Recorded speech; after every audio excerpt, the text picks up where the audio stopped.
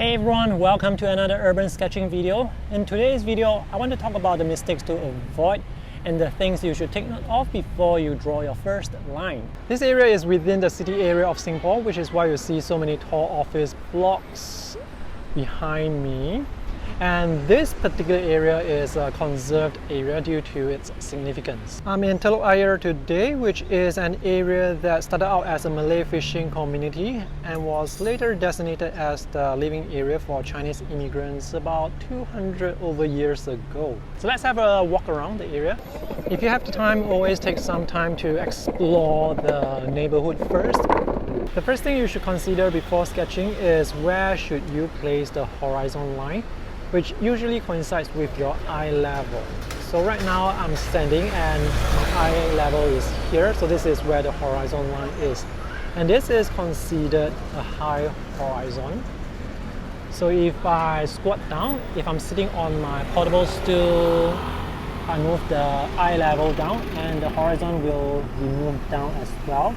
So now I actually see less of the road and more of the buildings. Generally speaking, when sketching, I usually avoid a high horizon line because it makes the scene look very touristy, because tourists usually take photos without shifting the horizon line. When sketching, you can choose to use two-point perspective, which is what I'm using right now to illustrate this example.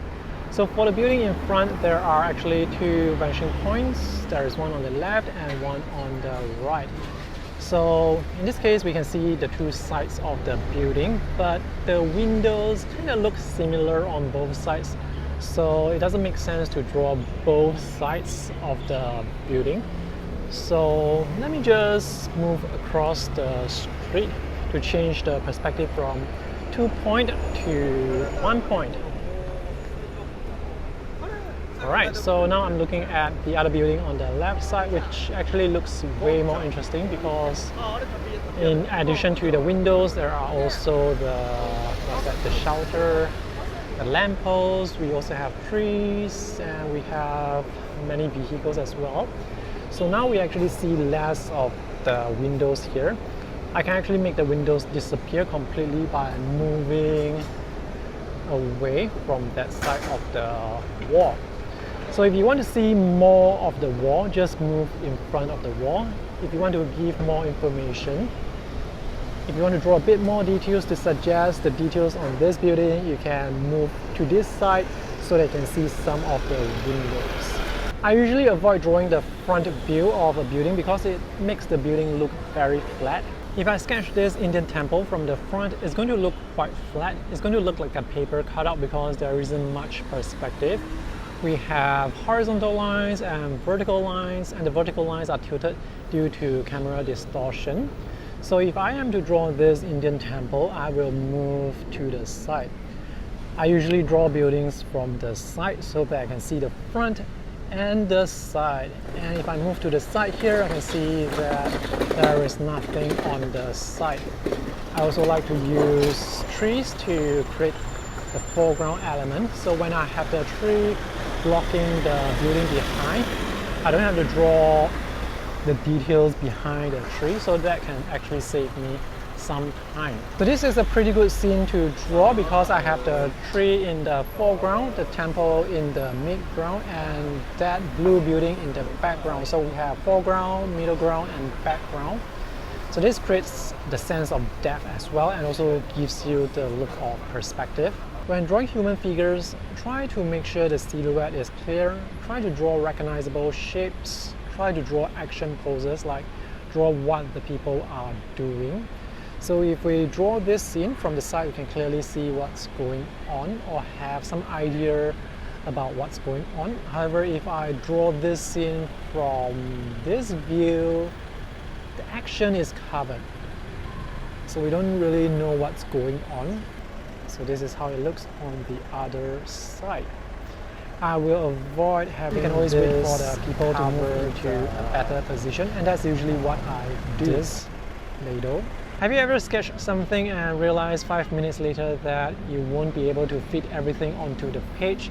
Well, that's because you did not allocate enough space to draw everything. One easy way to make sure you always have space on your page for your drawing is to draw the biggest or the tallest element first. For example, if you want to draw these shop houses, the biggest or the tallest element you should draw first is actually this lamppost here. So once you can fit this on your page, you will be able to fit the shop houses. And also this will apply to the left and right edges as well. If you want to include the tall buildings in the background, same thing. Draw the tallest element first. In this case, draw the top of the building. And also make a mental note on where the bottom is, which is somewhere here. So once you are able to fit the top and the bottom, you will be able to fit everything else in the middle onto your page. For this scene behind me, if I include the tall building in the background, it's going to make the shop houses in front look so much smaller.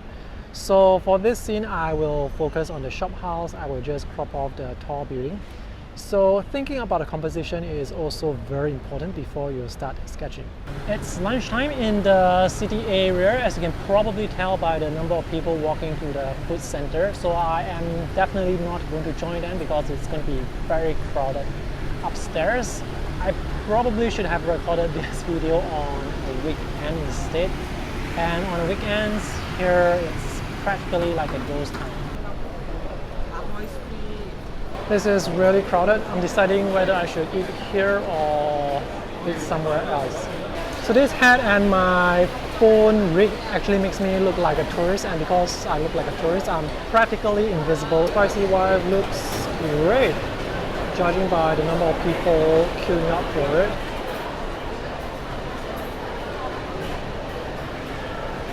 I'm so lucky I actually managed to find a seat here. I just realized I have not sketched anything yet, so I'm just going to sketch this building behind me. Notice how the light is reflecting off the flat surfaces onto the wall. That is pretty cool. Change of mind, I've decided to sketch these two dudes who are fixing shoes at the corner of this street.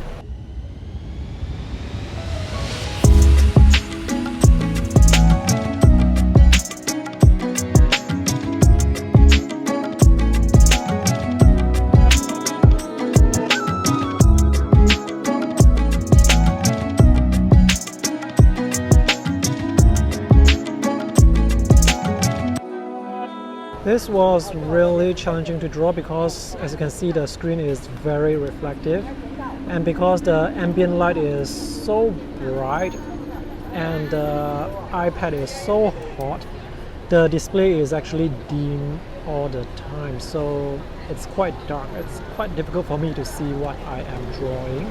I definitely prefer drawing on my sketchbook any day. Today is a pretty fruitful day for me. By the way, if you guys have enjoyed this video, do consider supporting me on Patreon, which really helps me to make more videos like the one you have just watched. Thanks for watching. See you again. Bye.